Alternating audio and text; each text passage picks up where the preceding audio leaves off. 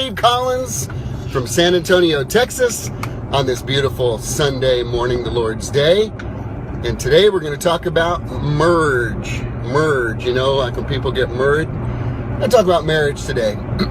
There's a verse in my favorite book that says this: all hard work leads to a profit.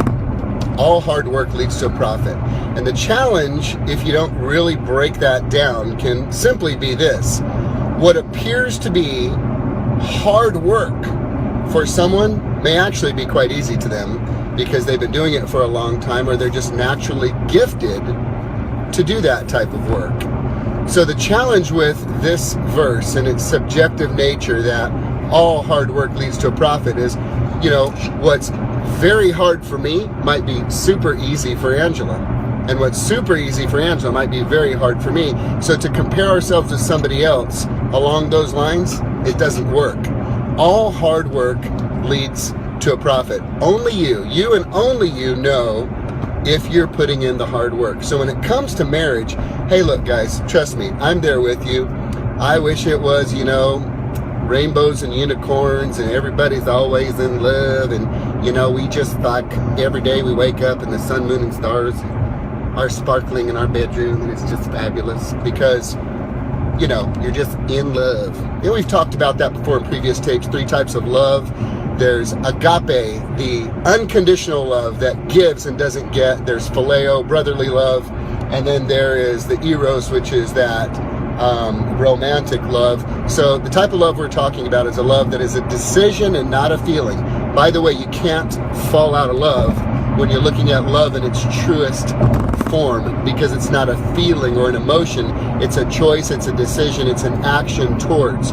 So when it comes to marriage, now look, if you work out, we know you know how to work out hard and put in the hard work. If you have a career or a profession or a business, you know when you're working hard and putting in the work.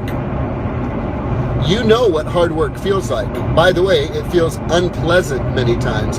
It feels very difficult and it feels very challenging, especially if you're going to sustain it over a long period of time because you have an ongoing goal.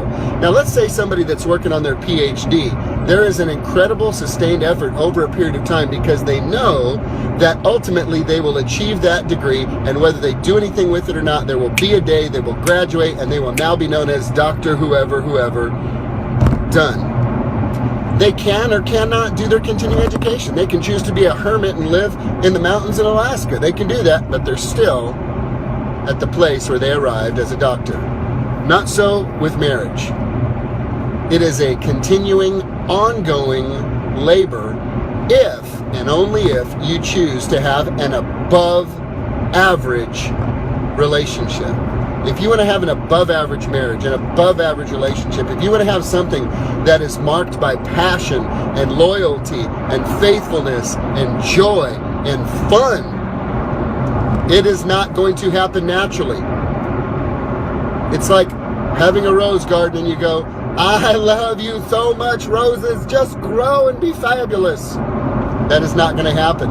There's work, there's pruning, there's pulling of the weeds, there's fertilizing, there's watering, there's maintaining.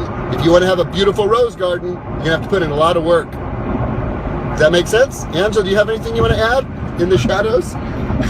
Oh God, that was such a beautiful smile. Can you smile for the camera? Hey!